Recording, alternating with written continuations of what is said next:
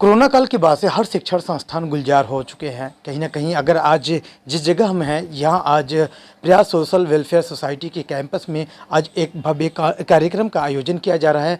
यहाँ पर जो इसमें शिक्षा ग्रहण कर रहे हैं बच्चों को यूनिफॉर्म और बुक्स डिस्ट्रीब्यूशन किया जा रहा है। ऐसे मौके पर मुख्य अतिथि के तौर पर मंत्री कृष्णपाल गुर्जर जी मौजूद हैं और तमाम यहाँ पर पदाधिकारी जो और ख़ासकर यहाँ पर अधिकारी ऐसे मौके पर मौजूद हैं। तो देखते हैं कि क्या कुछ फंक्शन है और क्या कुछ यहाँ से प्रयास सोशल वेलफेयर सोसाइटी की तरफ से मैसेज जाने वाला है। जो 23 सालों से जो सेवा के कार्य कर रही है उसके कुछ शब्दों में हम वर्णन नहीं कर सकते सेवा, लेकिन मुझे कई बार इस संस्था के कार्यक्रम में आने का मौका मिला है।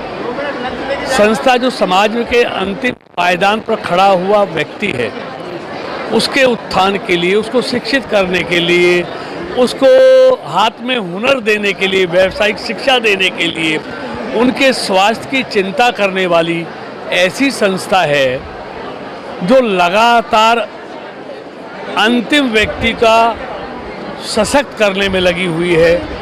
और ऐसी संस्था में आकर मुझे बहुत खुशी का अनुभव होता है कि जब मैं देखता हूँ कि उन गरीब बच्चों की को किस तरह से शिक्षित किया जा रहा है, किस तरह से संस्कारित किया जा रहा है, कैसे उसके हाथ में हुनर दिया जा रहा है, कैसे उनके स्वास्थ्य की चिंता की जा रही है। इसलिए संस्था को जो कि MP लेड से होता है, जब भी आता हूँ तो देकर जाता हूँ, क्योंकि एक नेक कार्य में, एक पुण्य के कार्य में, एक शिक्षा के कार्य में वो काम कर रहे हैं। तेल की नहीं, आप बहरीन में जाइए जहाँ तेल पैदा होता है जी, वहाँ भी डीजल और पेट्रोल 80 रुपये लीटर है, जहाँ पैदा होता है। सिर्फ भारत में नहीं है, ये पूरी दुनिया में जब दाम बढ़ेंगे और जब तेल पैदा करने वालों के यहाँ भी 80 रुपये लीटर है तो भारत में कैसे नहीं। तो इसलिए सारी कीमतें अंतर्राष्ट्रीय बाजार के हिसाब से तय होती हैं। और मैं समझता हूँ लोग अच्छी तरह समझते हैं कि बढ़ोतरी के रूप में देश का एक एक पाई का हिसाब मोदी सरकार पर विश्वास है, वो सही हाथों में जाता है। नहीं वरना अगर सब कुछ इस देश में फ्री कर दिया जाएगा तो कल लंका जैसे हालात, पाकिस्तान जैसे हालात, बांग्लादेश से हालात हमारे देश के ना बने, ये मोदी सरकार कभी नहीं चाहेगी। कोयले के कारण या दूसरे कारणों के कारण आया था, लेकिन धीरे धीरे कल से देख रहे हैं बिजली में सुधार हो रहा है और आने वाले 8-10 दिन में भरपूर बिजली हरियाणा में पूरे देश के लोगों को। सर आज आपके संस्थान में जो प्रयास वेलफेयर सोसाइटी है यहाँ पर एक प्रोग्राम ऑर्गेनाइज किया गया है और जो चीफ गेस्ट है मुख्य अतिथि के तौर पर कृष्णपाल गुर्जर जी शरीक हुए हैं। कोरोना के बाद से इस तरीके का फंक्शन फर्स्ट टाइम मुझे लग रहा है कि आयोजन किया जा रहा है। 2 साल से नहीं हुआ कोरोना की वजह से। 20 के बाद 20 में हुआ ना, 21 में हुआ, ये उसके बाद आज पहला प्रोग्राम हो रहा है इस तरह का। तो इसमें हम आज बच्चों को, जो हमारे पास लगभग 2000 बच्चे पढ़ रहे हैं, उन बच्चों को हमें वर्दी देनी है, टाई बेल्ट देना है, जूते मोजे देने हैं, किताबें देनी हैं, कापियाँ देनी हैं, मतलब लिखने पढ़ने का सारा सामग्री देनी है।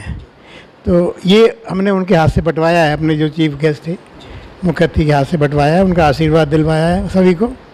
तो आज का प्रोग्राम हमारा यही था। नव सत्र शुरू होता है उस वक्त, उसके बाद ही हम ये प्रोग्राम रखते हैं, लेकिन पिछले 2 वर्ष में ये प्रोग्राम हमारा नहीं हो पाया कोरोना की वजह से। तो 2 साल बाद हम ये प्रोग्राम कर रहे हैं, अदरवाइज इससे पहले हम हर वर्ष करते रहे।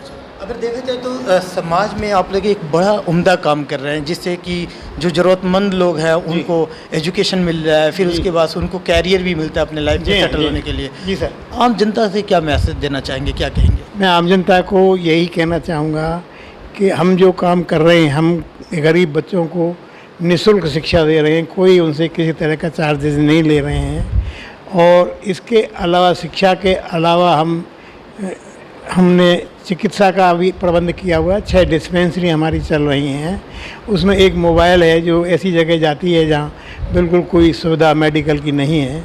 इसके अलावा हमारा वोकेशनल का जो कार्यक्रम है उसमें स्त्रियों का सशक्तिकरण का कार्यक्रम मुख्य रूप से ब्यूटी कल्चर है, सिलाई कढ़ाई बुनाई का है, ये कार्य चल रहा है।